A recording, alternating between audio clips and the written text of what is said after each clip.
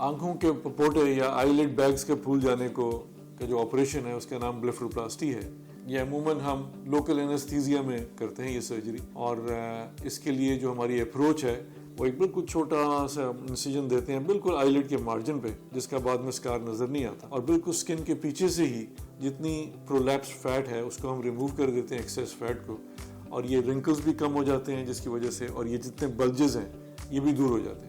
اس سے چہرے پہ ایک خاصی فریش لک آ جاتی ہے, جو چہرے پہ ایج کی وجہ سے سوئی لک ہوتی ہے وہ دور ہو جاتی ہے اور چہرہ بالکل فریش ہو جاتا ہے. اس آپریشن کی جو لائف ہے 20 سال سے بھی زیادہ ہے. مجھے یاد ہے جن لوگ پیشنٹس کی میں نے 1990 یا 1992 میں یہ پروسیجرز کیے تھے, ان میں سے بہت ہی کم ہیں جن کا اب اتنے سالوں کے بعد آ کے مجھے دوبارہ کرنا پڑا. بیگی آئیلٹس کی بہت ساری وجوہات ہیں. کچھ لوگوں میں یہ فیملیئر ٹرینڈ ہوتا ہے, یعنی یہ فیملیز میں رن کرتا ہے کہ وہ بچپن سے ہی ان کی آنکھیں سوجی سی یا پھولی ہوئی ہوتی ہیں. لیکن میجورٹی لوگوں میں یہ سٹریس اور لیک آف سلیپ کی وجہ سے, آج کل لوگ اپنی نیند پوری نہیں کر پاتے, پریشان رہتے ہیں, سلیپنگ پلز لیتے ہیں. جتنا زیادہ ہم اپنے جسم کے ساتھ بدسلوکی کرتے ہیں اتنا ہی زیادہ یہ سائنس چہرے پہ واضح ہو جاتے ہیں. سو میجورٹی کیسز ہمارے پاس آتے ہیں جو سٹریسفل زندگی گزار رہے ہیں, انہیلدی لائف سٹائل کی وجہ سے, نیند پوری نہ ہونے کی وجہ سے, over dosage of sleep medication کی وجہ سے.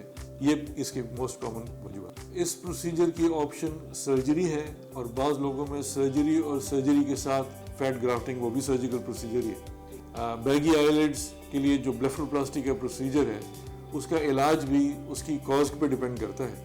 اگر مین وجہ صرف فیٹ کی باڈی فیٹ کی پروٹروژن ہے تو اس کو ہم یہاں پہ چھوٹا سا انسیجن دے کے سکن کے پیچھے سے اس فیٹ کو ریموو کر دیتے ہیں. بعض لوگوں میں فیٹ کے بلج کے ساتھ ایک گڑھا سا پڑ جاتا ہے جس کو ٹیئر ٹرف کہا جاتا ہے, تو پھر ہم یہ فیٹ ریموو کرنے کے علاوہ ہم فیٹ گرافٹنگ بھی کرتے ہیں, یعنی کہیں اور سے فیٹ لے کے تو ہم سرنج کے ساتھ یہ جو کھڈا ڈپریشن ہے اس کو بھی فل کر دیتے ہیں تاکہ بالکل اسموتھ سرفیس بنے. بیگی آئیلٹس کے لیے بلیفروپلاسٹی کا پروسیجر عموماً لوکل اینستھیزیا میں کیا جاتا ہے.